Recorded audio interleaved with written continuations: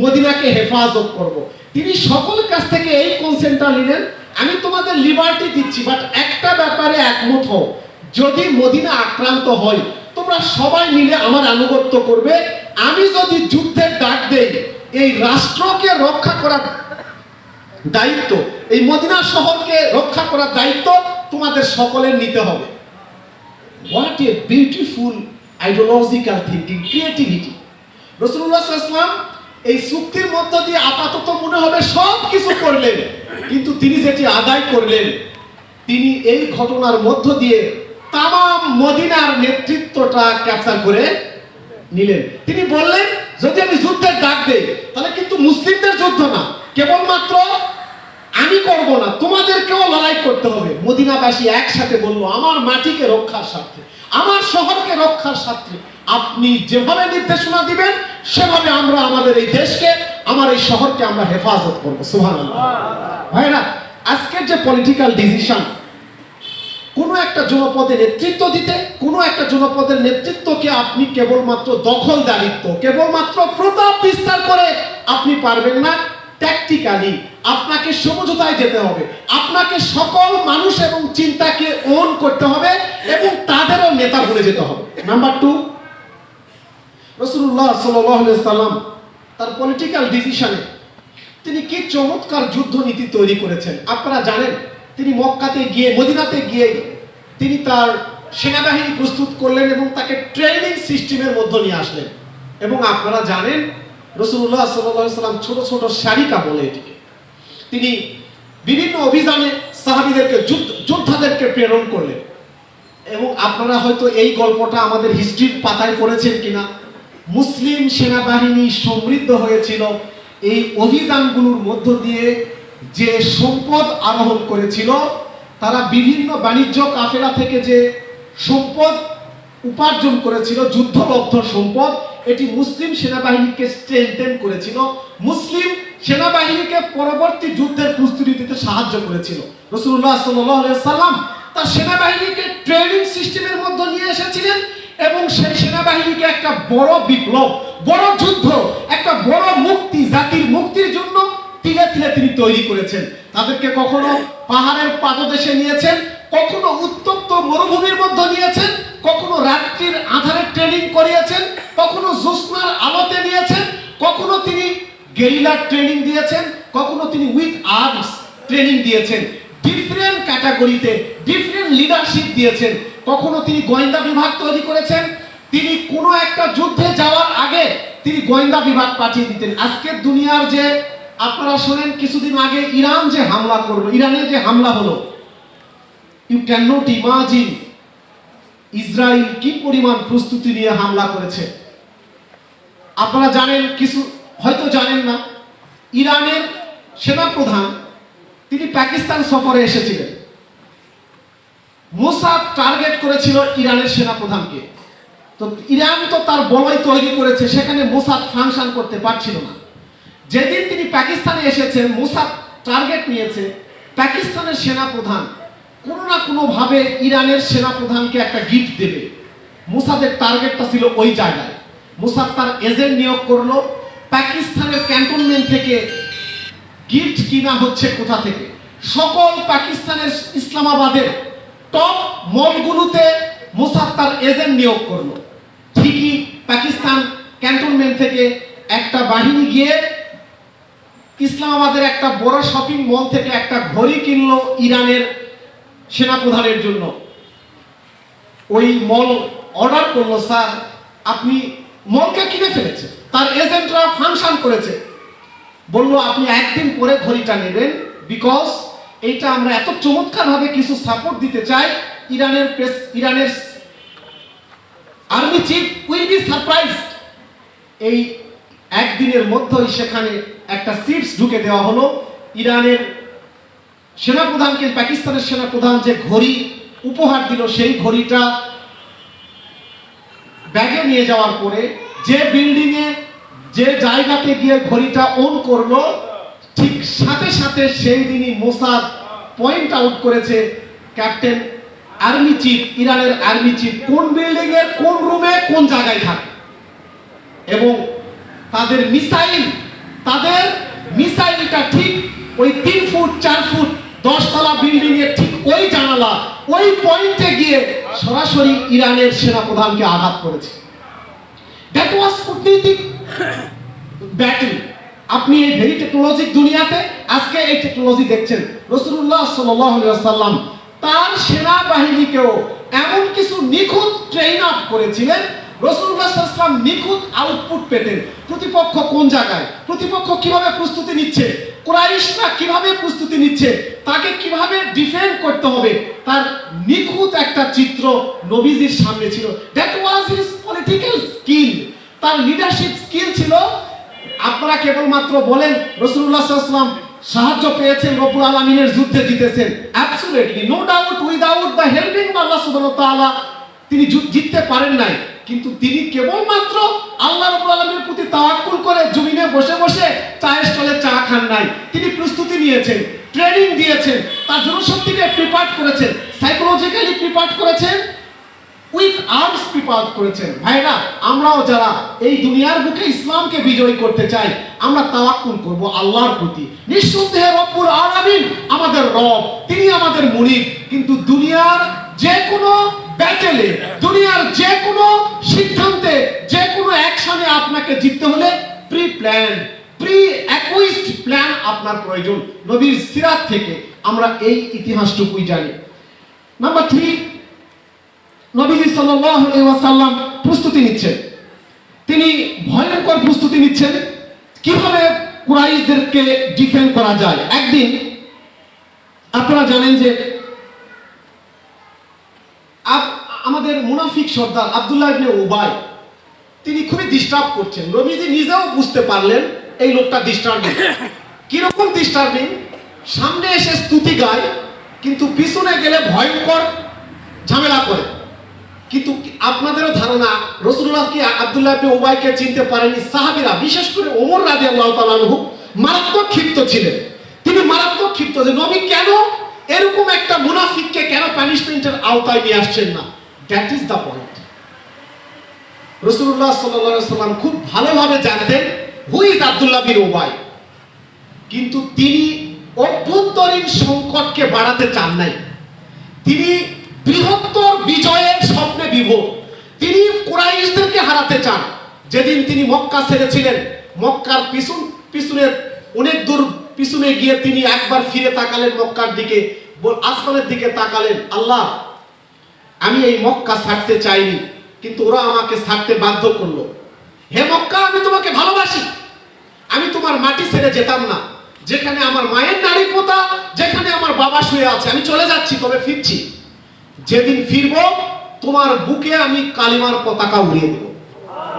রাসূলুল্লাহ সাল্লাল্লাহু আলাইহি ওয়াসাল্লাম তার এই ডেস্টিনি থেকে, এই রাতের এই ঘটনা তার মগজ থেকে কোনোদিনই ডিলিট করেননি। তিনি জানতেন তার পূর্ণাঙ্গ বিজয় কোন দিন হবে। আব্দুল্লাহ ইবনে উবাই যে অভ্যন্তরীণ ডিস্টার্ব করছিলেন, তিনি এই ডিস্টার্বটা আপাতত মেনে নিলেন। ভিতরের ঝামেলাগুলো একটু বাড়াতে চাননি। আব্দুল্লাহ বিন উবাইকে পানিশমেন্ট দিতে গেলে কিছু লোকজনও মনক্ষুণ্ণ হবে। সবাই তো বুঝতে পারছে না এটা মুনাফিক সর্দার, সেও নামাজ পড়ে, সেও দাড়ি লম্বা, সেও পাঞ্জাবি পরে, এবং এমন সেটা সিটার। এই সিটার যখন আল্লাহ রাসূল মসজিদে নববীতে আসতেন, তখন দাঁড়িয়ে বলতেন, হে মুসল্লি কিরাম, এখন আপনাদের সামনে বক্তব্য দিবেন দুজাহানের রহমাতুল লিল আলামিন, আমাদের রহমত, আল্লাহর পক্ষ থেকে প্রেরিত রাসূল, আমাদের নেতা উসওয়াতুন হাসানা আল আমিন আস-সাদিক রহমাতুল লিল আলামিন নবীজি মুহাম্মদুর রাসূলুল্লাহ এখন আপনাদের সামনে বক্তব্য দিবেন। মানে যত প্রকার তেল আছে আর সব তেল। এটা ছিল আব্দুল্লাহ বিন উবাই ছিল একজন ঘোষক, কিন্তু রাসূলুল্লাহ সাল্লাল্লাহু আলাইহি ওয়াসাল্লাম জেনে গেছিলেন এই লোকটাকে, কিন্তু তিনি অভ্যন্তরীণ পরিস্থিতি জটিল করতে চাননি তার বৃহত্তর স্বপ্ন পূরণ করার স্বার্থে। ভাইরা, আমরাও একটি বৃহত্তর স্বপ্নের জন্য, দুনিয়ার বুকে সত্যকে উচ্চকিত করার জন্য আমাদেরও টেকনিক্যালি ছোটখাটো মান অভিমান, কষ্ট, দ্বিধা, সংকট আমাদেরকে ভুলে যেতে হবে। প্রতিনিধি ভুলে আল্লাহর জন্য, আল্লাহর জমিনে আল্লাহর দ্বীনকে প্রতিষ্ঠার জন্য আমাদেরকে বৃহত্তর স্বপ্নের দিকে এগিয়ে যেতে হবে। ভাইরা, হুদাইবিয়ার সন্ধির একটা ঘটনা আপনারা জানেন।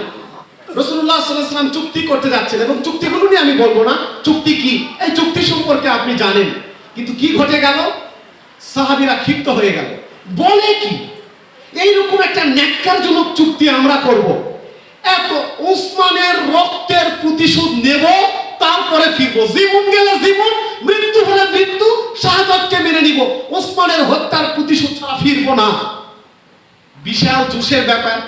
নবী সাল্লাল্লাহু আলাইহি ওয়াসাল্লাম তো সুদের মধ্যে পড়ে গেলেন। আপনারা জানেন যে একদম মানে কি ভয়াবহ অবস্থা, সাহাবীরা কথা শুনতেছে না। এমন অবস্থায় এমন সুটের মধ্যে চুক্তি আল্লাহ রাসূল বলল করো, আমি দেখছি তুমি করো। চুক্তি লেখা শেষ হয়ে গেল, সর্বশেষ লিখলেন মুহাম্মাদুর, কুরাইশদের পক্ষ থেকে আবু সুফিয়ান, আর মুসলিম বাহিনীর পক্ষে রাসূলুল্লাহ, মুহাম্মাদুর রাসূলুল্লাহ। সাথে সাথে আপত্তি করলে, আমরা যদি তোমাকে নবী মানতাম তাহলে তো চুক্তির দরকার ছিল না, তাহলে এই গন্ডগোলও হতো না। আমরা তোমাকে নবী মানি না, তুমি লাখো মুহাম্মদ ইবনে আব্দুল্লাহ। পরিস্থিতি বুঝতে পারছেন? গায়ে আগুন ধরার মতো বিষয় না। বলে কি রে, যে নবীর জন্য আমি জীবন দিব, সেই নবীর নাম লিখতে দিবে না রাসূলুল্লাহ, রাসূলুল্লাহ লিখতে দিবে না। আল্লাহ রাসূল বললেন, সাহাবীদের চোখ মুখ লাল। এত ন্যাক্কারজনক অপমান, সহ্যের একটা সীমা আছে, মানি না। রাসূলুল্লাহ যদি পিছনে গিয়ে বলা শুরু হলো, রাসূল যদি এটা মানে তাহলে আমরা বিদ্রোহ করব। রাসূলুল্লাহ বললেন, লেখো, আমি মুহাম্মদ বলছি, লেখো মুহাম্মদ ইবনে আব্দুল্লাহ। ভাইরা, কঠিন মুহূর্তেও রাসূলুল্লাহ সাল্লাল্লাহু আলাইহি ওয়াসাল্লাম এই পলিটিক্যাল ডিসিশন নিয়েছিলেন। তিনি জানতেন তিনি কি অর্জন করতে যাচ্ছেন, তার লক্ষ্যটা কোথায়, তার ফোকাসটা কোথায়, তার চোখটা কোথায়। এই ছোটখাটো চুক্তি মুক্তি এগুলো দিয়ে পড়ে থাকার সময় নেই। আমি মক্কাতে পৌঁছবো, মক্কাতে আমি তাওয়াফ করব, মক্কাকে আনসার দিব। তোমরা আমাকে ঠেকাইতে চেয়েছিলে, আমি এখানে এসে আজকে তাওয়াফ করে গেলাম, অচিরেই তোমাদের মাটিতে আমি আসব, এখানে আমি কালিমার পতাকা উড়িয়ে দিব। রাসূলের ডেস্টিনেশন ছিল মক্কায় যাওয়া। তিনি এই ন্যাক্কার আপাত অপমানজনক চুক্তিও মেনে নিয়েছিলেন বৃহত্তর স্বার্থের দিকে।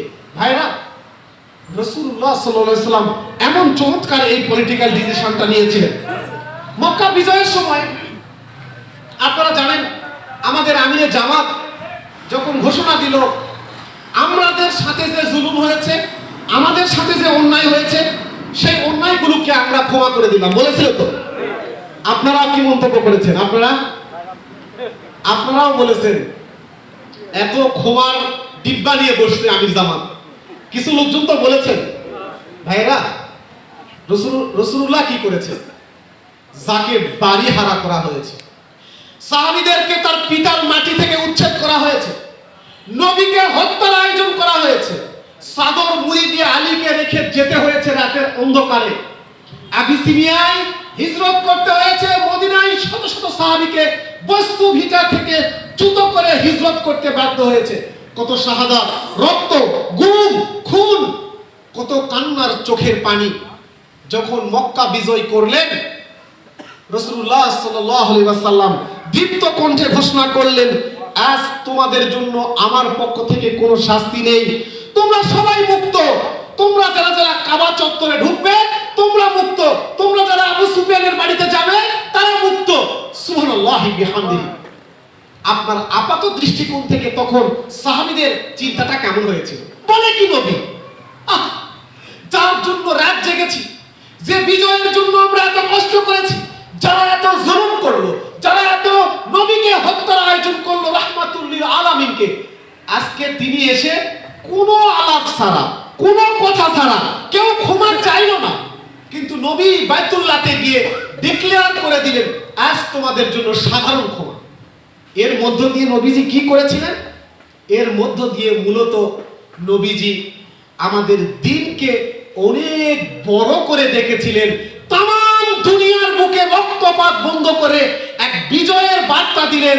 আমরা এই দুনিয়াতে এসেছি রক্তের বদলে রক্ত নেওয়ার জন্য না, হিংসার বদলে হিংসা না, জুলুমের বদলে জুলুম না, আমরা জুলুমের বদলে ইনসাফ, আমরা জালিমকে আদল দিতে এসেছি, আমরা দুনিয়াকে নেতৃত্ব দিতে এসেছি।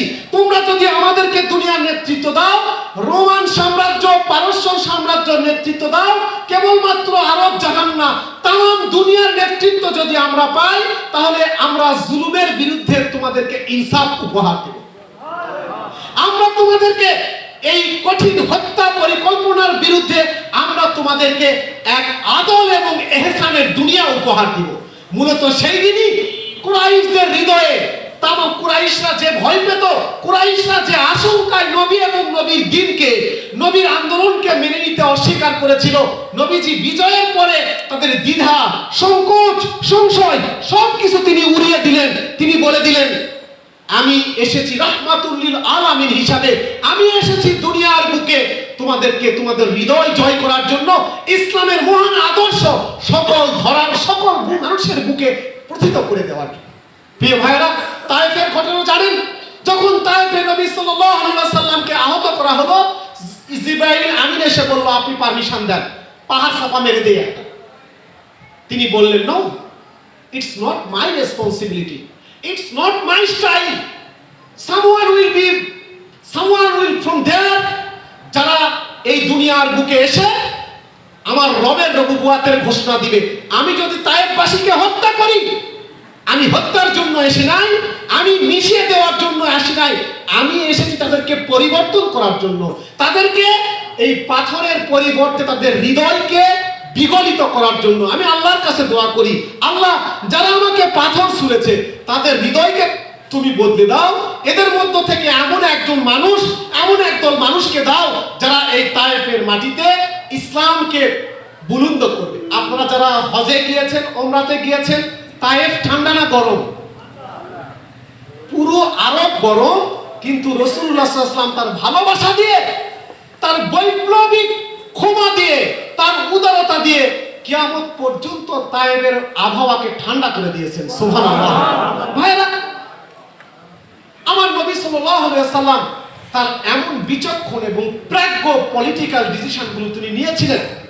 তিনি একদিন একজন আরব বেদুইন মহিলা, অন্ধ মহিলা রাসূলুল্লাহকে প্রতিদিন গালাগালি করেন, প্রতিদিন তার রুটিন ওয়ার্ক, তিনি শুধু গালাগালি করেন। মুহাম্মাদের পোলা দুনিয়া ধ্বংস করে দিল, মুহাম্মাদের পোলা আমার বাপদাদার ধর্মকে নষ্ট করে ফেললো, ধ্বংস হোক মুহাম্মদ এবং তার 14 গোষ্ঠী। এই বেদুইন মহিলাকে রাসূলুল্লাহ প্রতিদিন খাবার খাওয়াইতেন। সুবহানাল্লাহ।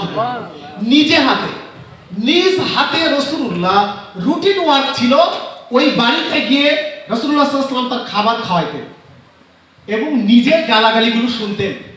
একদিনের জন্য তিনি বলেন নাই আমি মুহাম্মদ, তিনি তার দায়িত্ব শুধু পালন করেছেন। রাসূলুল্লাহ সাল্লাল্লাহু আলাইহি ওয়াসাল্লাম ইন্তেকাল করলেন, বেদুইনের গাল চলতেই থাকলো। রাসূলুল্লাহর ইন্তেকাল, আবু বকর রাদিয়াল্লাহু আনহু এই ঘটনাটা জানতেন যে মুহাম্মদ সাল্লাল্লাহু আলাইহি ওয়াসাল্লাম এই ঘরে যেতেন। রাসূলুল্লাহ সাল্লাল্লাহু আলাইহি ওয়াসাল্লামের ওফাতের পরে আবু বকর রাদিয়াল্লাহু তাআলা আনহু তার ঘরে গেলেন। খাবার খাওয়ানোর স্টাইল দেখে তিনি বললেন, তুমি কে? বলল, আমি আবু বকর। এতদিন যে আসতো তোমার খাবার খাওয়ানোর সাথে মিলছে না, এতদিন যে আসতো সে কোথায়? তিনি মারা গিয়েছেন। তার নাম কি ছিল? বুড়িমা, আপনি যাকে গালাইতেন তিনি ছিলেন মুহাম্মাদুর রাসূলুল্লাহ সাল্লাল্লাহু আলাইহি ওয়াসাল্লাম। বুড়ি খাবার তার মুখ থেকে ফেলে দিলেন, ফেলে দিয়ে বললেন, সঙ্গে সঙ্গে তিনি কালিমা পড়লেন, ইজ ইট? আমাকে তুমি হাত ধরে রাসূলুল্লাহ রওজার কাছে নিয়ে যাও। তিনি রাসূলুল্লাহ রওজার কাছে গেলেন। বুড়ি ডুকরে ডুকরে, তিনি তো মুশরিক ছিলেন, তিনি কবরের উপরে পড়ে গেলেন। আবু বকর তাকে টেনে তুললেন, যদি এই হয় মুহাম্মদ এবং তার আদর্শ, আমি আল্লাহর কাছে স্বীকৃতি দিচ্ছি এই আদর্শ দুনিয়ার বুকে কেউ ঠেকাতে পারবে না। ভাইরা, আমরা একটুতেই উত্তেজিত হই, আমরা একটুতেই কেউ গালাগালি করলে প্রতিক্রিয়া ব্যক্ত করি, আমরাও ফিডব্যাক দেই। যদি আমরা এই দুনিয়ার বুকে জাহিলিয়াতকে উৎখাত করতে চাই, জাহিলিয়াতের হৃদয়কে জয় করতে চাই, আমাদেরকেও ধৈর্যের পরশ করা কাজটা প্রদর্শন করতে হবে। যে আমাদের পথে কাঁটা বিছিয়ে দিবে তার পথে আমরা ফুল বিছিয়ে দিব, যে আমাদেরকে গালাগালি করবে তার কাছে গিয়ে আমরা সেবা দিব। এটি রাসূলুল্লাহ সাল্লাল্লাহু আলাইহি ওয়াসাল্লামের কর্মপদ্ধতি। এটি রাসূল সাল্লাল্লাহু আলাইহি ওয়াসাল্লামের দাওয়াতের স্টাইল, এটি রাসূল সাল্লাল্লাহু আলাইহি ওয়াসাল্লাম আমাদের জন্য রেখে গিয়েছেন। সম্মানিত ভাইরা, আমি আপনাদের কাছে রাসূলুল্লাহ সাল্লাল্লাহু আলাইহি ওয়াসাল্লামের সামান্য কিছু পলিটিক্যাল ডিসিশনগুলো আপনাদের কাছে তুলে ধরলাম। আমি আপনাদের কাছে অনুরোধ করি, লেটস গো অ্যাহেড। আমরা যারা এখানে এসেছি রাসূলের উম্মত হিসাবে, দুনিয়ার যে যা বলে বলুক, দুনিয়ার তন্ত্র মন্ত্রের ধারক বাহকরা আমাদেরকে ধর্ম ব্যবসায়ী বলুক, আমাদেরকে ধর্মের অপব্যবহারকারী বলুক, আমাদেরকে ধর্মের মধ্য দিয়ে ধর্ম নষ্টকারী বলুক, আমরা জানি আমাদের হৃদয়ের ভিতরে কি আছে, আমরা কি চাই, কেন চাই, কিভাবে চাই আমরা জানি। দুনিয়ার সকল অপবাদ, ঘৃণা, অবজ্ঞা, উপেক্ষা, জুলুম, নির্যাতন, রক্ত, খুন, শাহাদাত সবকিছুকে মারিয়ে আমরা এই ধরার বুকে নবীর সুন্নাহকে পুনরুজ্জীবনের মিশনকে এগিয়ে নেব ইনশাআল্লাহ। আমরা একটুও হীনমন্য হব না, একটুও দুর্বল হব না, একটুও ভেঙে পড়ব না। ইনশাআল্লাহ আমাদের মিছিল, আমাদের এই কাফেলা দিন সমৃদ্ধ হবেই হবে ইনশাআল্লাহ। এবং এটা আল্লাহর পক্ষ থেকে ওয়াদা, যদি আমরা হকের সাথে এগিয়ে যেতে পারি। আমি সাম্প্রতিক সময়ে মানুষের সমর্থন, মানুষের ভালোবাসা দেখে আপ্লুত হচ্ছি এবং আমি চিন্তা করছি কিভাবে এটি হচ্ছে, কিভাবে এত মানুষ আমাদের কাছে আসছে। আমার মনে হয়েছে শাহাদাত এবং রক্ত কথা বলা শুরু করেছে। জুলুমের প্রতিবাদে আমরা ধৈর্য ধরেছি, আমরা অটুট আছি, আমরা এই কাফেলাকে এগিয়ে নিয়েছি। আমাদের পূর্বপুরুষরা ধৈর্যের চরম পরাকাষ্ঠা প্রদর্শন করেছে, হঠকারিতার পথে পা বাড়ায় নাই, জুলুমতন্ত্রের বিপক্ষে জুলুমতন্ত্র করে নাই, হত্যার বদলে হত্যা করে নাই, শাহাদাতের বদলে কাউকে খুন করে নাই। আল্লাহ সুবহানাহু ওয়া তাআলা তার প্রতিদান আমাদেরকে দেওয়া শুরু করেছে।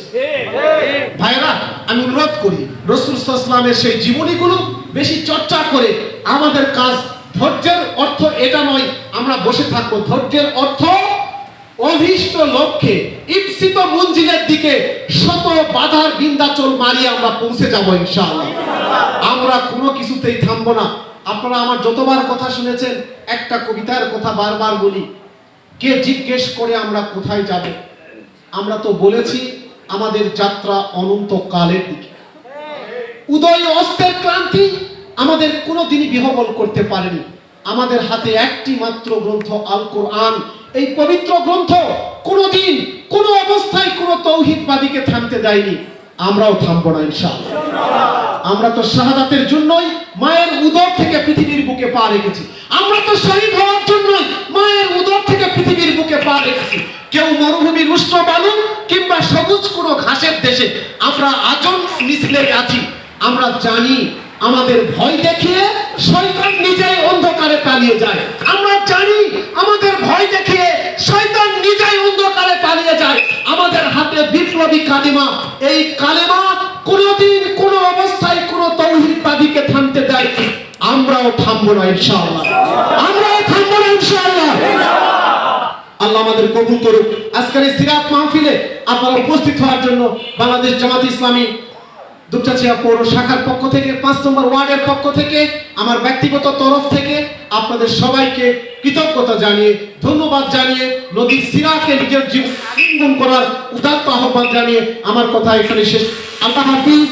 আসসালামু আলাইকুম ওয়া রাহমাতুল্লাহি ওয়া বারাকাতুহু।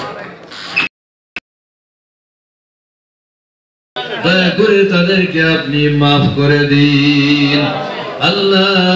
আজকের এই মাহফিলকে আপনি কবুল করুন আল্লাহ। এর জন্য যারা বুদ্ধি দিয়েছে, পরামর্শ দিয়েছে, খাটাখাটনি করেছে, টাকা দিয়েছে, পয়সা দিয়েছে, আল্লাহ সহযোগিতা করেছে, সকলের সহযোগিতাকে আপনি দয়া করে কবুল করুন আল্লাহ। এই 5 নম্বর ওয়ার্ডকে ইসলামী আন্দোলনের একটি দুর্গ বানায়া দেন আল্লাহ। এই ওয়ার্ডের সকল ঘরে ঘরে কোরআন পড়নেওয়ালা, কোরআন বুঝনেওয়ালা দিন। আমার প্রিয় নবীজিকে সালাম জানাবো, সবুজ গম্বুজের নিচে একটু দাঁড়াবো। আমার প্রিয় নবীজিকে সালাম জানাবো, যাহার প্রেমে পাগল হয়ে হলাম দিওয়ানা, যাহার প্রেমে পাগল হয়ে হলাম দিওয়ানা। এই মনেরও সেই কামনা সোনার মদিনা, আমার এই মনের সেই কামনা সোনার মদিনা